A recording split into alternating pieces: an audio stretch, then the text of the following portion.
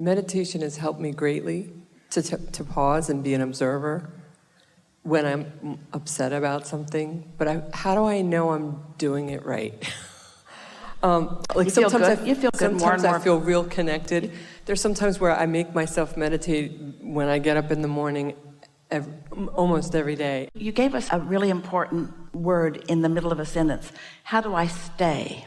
And we just want to point out to you that if you decided that you're just going to stay some way, we think that movement and rebalancing and awareness and interest and flexibility and the ability to move, in other words, nothing just stands still. Everything's in motion all the time.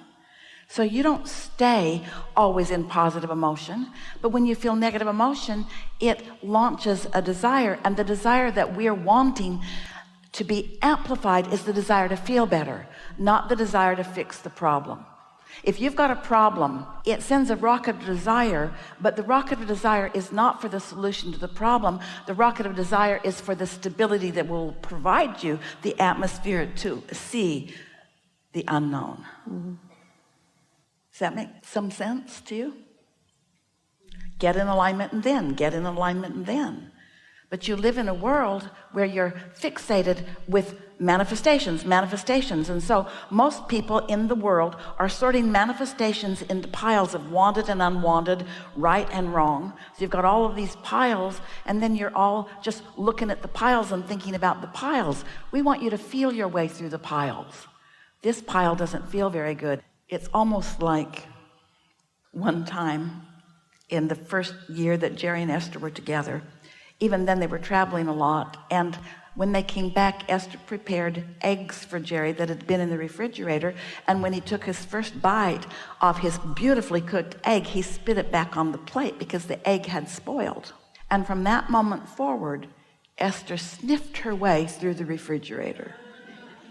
She never ever served Jerry another rotten egg or another spoiled anything, because she knew that her nose would give her an indication of something that her eyes could not see. Does that make sense to you? Yes. Well, your emotions are an indicator of something that your eyes cannot yet see. So just feel your way into the feeling. Let's just play with this soft and easy here. Think about the feeling of eagerness. That's easy to identify. Think about the feeling of reluctance. That's easy to identify, isn't it? Think about the feeling of appreciation. Think about the feeling of criticism. Aren't you kind of sniffing it out? Because the feeling is your indication of what's coming to you. Now, most of you, these words are not as meaningful as they will be someday soon, because most of you, most everyone, has such a mixed bag of emotions that you're not really sure that you're in control of your emotions. But it won't be long before you will be sure, and at the first whiff of something that doesn't feel good, you'll really know that there's something that you want to get it squared away.